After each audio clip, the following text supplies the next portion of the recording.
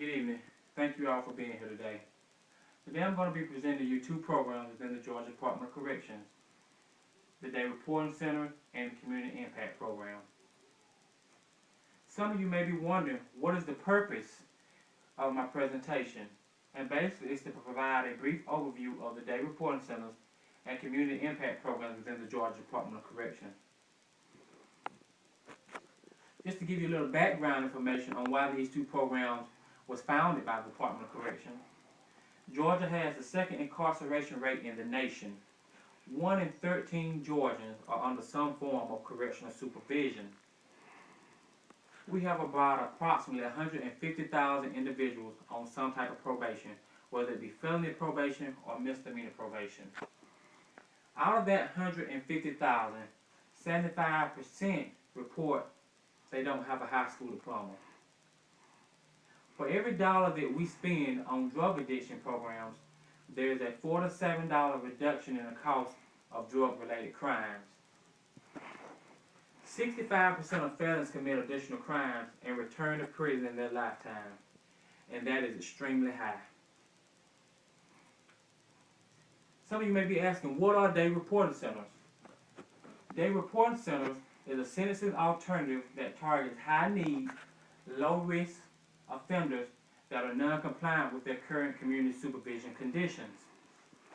Basically, day reporting centers are intensive non-residential programs that's targeting probationers' criminogenic needs.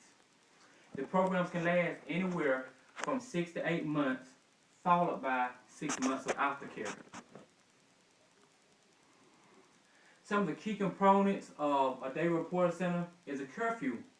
Most offenders have a 7 p.m., 7 a.m. strict curfew. It's also followed by weekly drug testing and mandatory programs such as substance abuse, cognitive skills, mental health, education, employment, and restitution. Several probationers that suffer from drug-related issues oftentimes owe victims restitution where they have broken into someone's house for a drug addiction problem. There are a total of 15 day reporting centers statewide. We have them up as high as Athens, Georgia, and as low as Waycroft, Georgia. And we have several in between. There's also about 5 other pending sites that we would like to open up to get offenders throughout the state the help that they need. Because especially in your rural areas, your resources are very limited. The next program I want to talk with you about is community impact programs. Community impact programs are in selected sites throughout the state, which community stakeholders work together to establish these programs.